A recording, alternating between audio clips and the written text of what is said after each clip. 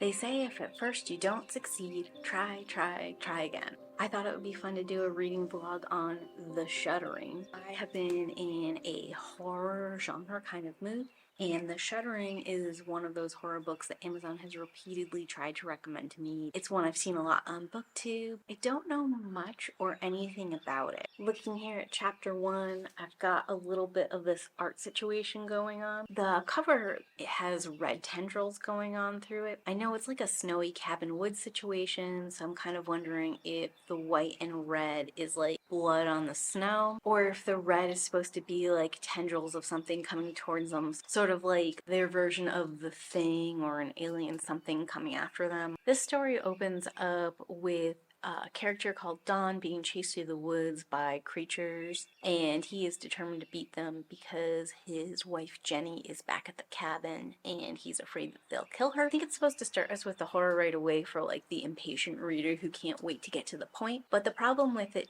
for me is I already know a couple things. Number one, Don's name isn't in the summary. He's not either of our main characters, so he's not making it through this woods journey. Two, his wife Jenny, also not listed in the main character roster here. Probably not going to be part of this story. So this is just like some random mountain cabin dweller or vacationer who happen to know some stories about these creatures who gets hunted and killed by the creatures. It's not very tense. The writing is good. There are some sincere horror elements within the prose. It's already zapped a lot of tension from the larger story because now I don't have to wonder if there really are creatures or not, if it's in the character's head or not, and I know exactly what the danger is. It's already definitively these creatures that live out in the woods and hunt and stalk humans. I'm going to read further in this, but I do find that this is like a mistake a lot of modern Kindle Unlimited authors make, and I have been wondering since I've started reading so many Kindle Unlimited books if it's not a mistake so much as a function of reading on Kindle Unlimited. They get paid by the page turn, so they're afraid to start off too slow or too simply because they think like you'll just put that book down and move into something else that gets to the point right away. But I feel like there were other ways we could have got to the point, like we could have started at the cabin partying with these people and had strange things happen right away instead of starting with like this horror chase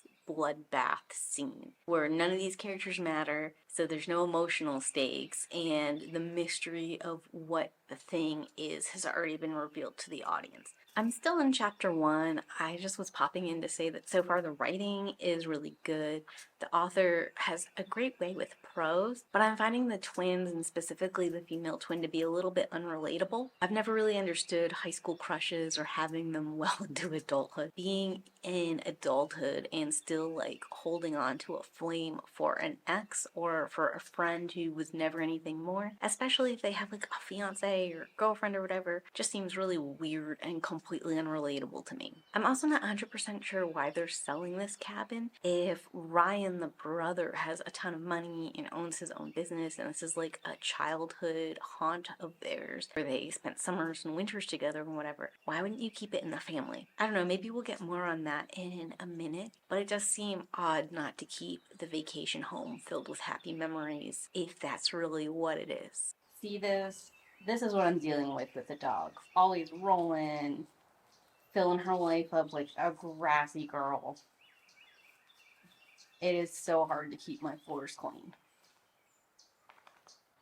Reading vlog break. Gonna take a moment to show off some of my gardening things. Working on a tea plant this year. It's going really good. I've got my 2 successful strawberry plants I started from seed. An experiment going on here with my lavender. Willow still just grassing it up over here. Worst dog. These pea plants right here, the first time I've been successful in growing peas. I've managed to get like 10 to 11 pea pods so far, and it looks like I'm going to get a couple more, so I just have to stay vigilant. Usually these things get ate up by bugs, even behind my screened-in porch. I'm most proud of this blueberry bush right here. This is going to be a top hat southern tolerant blueberry meant for being in a container in a patio. It started off as just like a little twig, and now it's so pretty with all these like little shoots and stuff. I'm just really happy with it. Got my tomatoes here in the middle row and corner that I started from seed, and then these 3 plants, including the one under the dome still, are all eggplants. Over here, I dropped some watermelon and pumpkin seeds and one set of sesame seeds because I've been trying to grow sesame as an herb and haven't been successful, so I thought I'd try it from seed outside. In the back, I've got 2 flowers. One of them doesn't look like it's gonna make it. And I've also got 2 Geminardillo peppers. This is my second year with these chives, and it's the first time I've gotten them to bloom.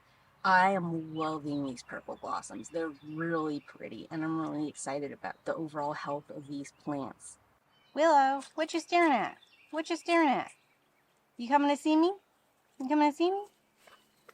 Had a moment where I thought Jenny's story was going to be relevant to our characters. Maybe she was going to come in with the lore about these creatures since her husband knew about them. And then she was mowed down. I was ready to eat my words about the intro adventure actually being relevant and these characters having meaning, but I guess I don't have to. On the positive side, I am enjoying the complexity of the character dynamic, relationships, and like differentiating goals on this last weekend camping trip. And I also have to correct myself. It looks like Dad is alive. He just happens to be selling the house. Still not 100% sure why the brother didn't buy it though. If it means so much to them, maybe he didn't think of it until it was too late. I don't know. I do think it's a little bit sad that Jane is still holding a torch for her high school boyfriend. Maybe she's just had such bad luck with boyfriends in general. This is the last time she was in like a halfway decent relationship. I was thinking how awkward it was that the brother had invited him and his girlfriend, but then I realized that probably since the brother and him are best friends, he invited him, and then his fiance found out, wanted to tag along, and it would have been super awkward to uninvite her. Made it like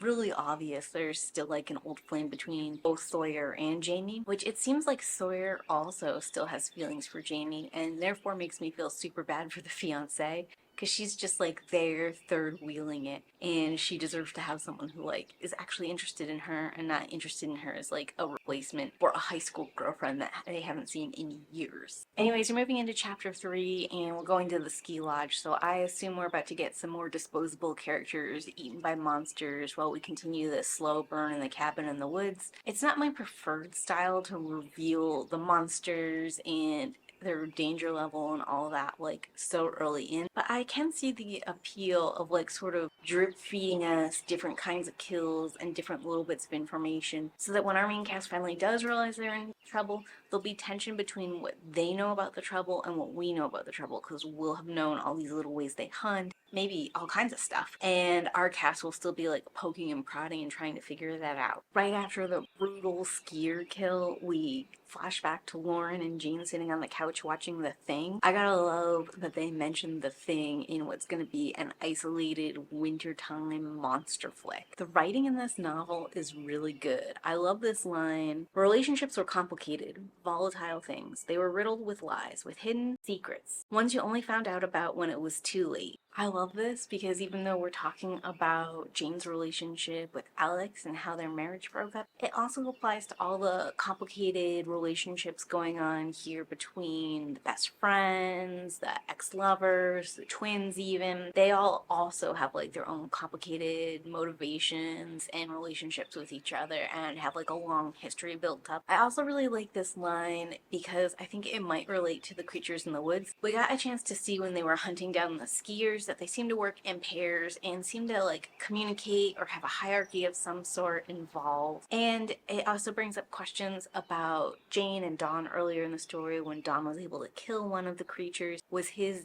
death and the viciousness of his death, like the hunt and all of that, part of this cat and mouse game? Because they did seem to kill his wife very quickly and with a lot less games involved.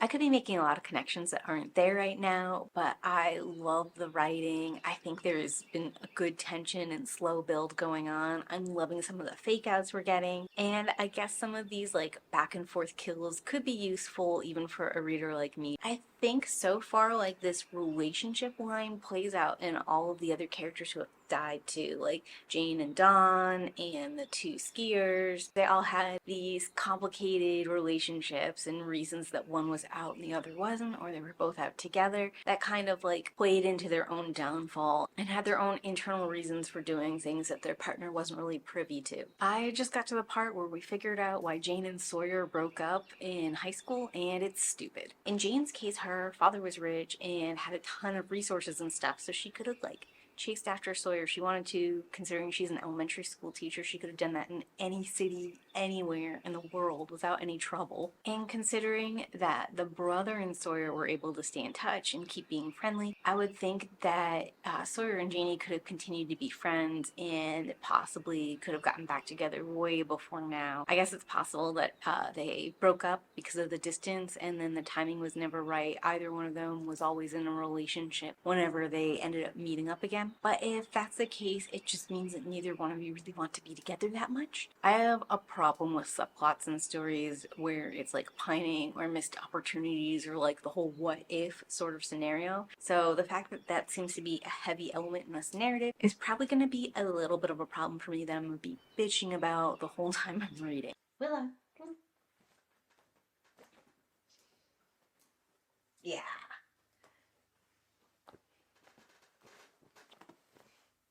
It's been a few days since I've finished The Shuddering. Overall, I think I would give it 3 stars. It has excellent writing, really strong prose, and an engaging cast of characters. I think what makes it stand out above and beyond other horror stories is probably its ending. I won't spoil it here, but I do think the last chapter and the overall ending of this story is what brings us from a pretty standard horror story into something that's memorable and talked a lot about on YouTube. I liked how hard the author worked to make us really care about the characters and feel involved in their lives and their day-to-day struggles. The writing doesn't 100% succeed in making all the characters relatable. I feel like April in particular got the short end of the stick, and possibly there's like some demonizing of like mental instability or mental illness there. I'm not 100% sure. April is shown as like a slightly unstable person, and I don't think it goes so far into like a mental illness diagnosis, but it is someone who definitely could use some work in therapy. And instead of doing that, she is very clingy with her boyfriend. Although, to be fair, she has good reason to be clingy with him since he would rather be together with this other lady. As far as storytelling devices go, the author uses a bunch of attacks on other non-main group characters as kind of like a bunch of extra scary horror jump scare scenes between people and these creatures. I think some people are really going to be into it. I don't think that it was used to its best effect. If you're going to 100% confirm they're creatures and that they're dangerous right from the jump, then I'm more interested in getting like some more lore or information from these interactions than we got, not just a bunch of like gory kills. The basic premise for these creatures was that they lived in the woods and the winter had been especially brutal, so they were coming down, starving, and scooping up people and eating them. For me, that didn't really feel super high stakes. Like, it was rough for the people who were caught up in the situation, but in theory these creatures are going to go back to wherever they came from and not bother humans again, and it's not like going to be this epidemic that spreads across the country. So even though it kind of references the thing and pays homage to certain aspects of it, it doesn't have the same like terrifying implications you might get from that kind of story. Overall, I liked it. I would probably recommend The Shuddering to other classic horror fans. There were some things that didn't work for me, but I think they really would work for other people. Personally, it's like a 3-star rating, but I think for most horror fans, you're going to find closer to a 4 or 5-star rating. The writing is so good. I really would like to read something else by this author and sort of like compare the two and see how it holds up, and maybe if something else in her catalog would appeal to me. But talk to me. Have you read The Shuddering? Have you seen other people review it? What do you think of it? Tell me in those comments down below. Thanks for watching, and as always, keep reading. Bye!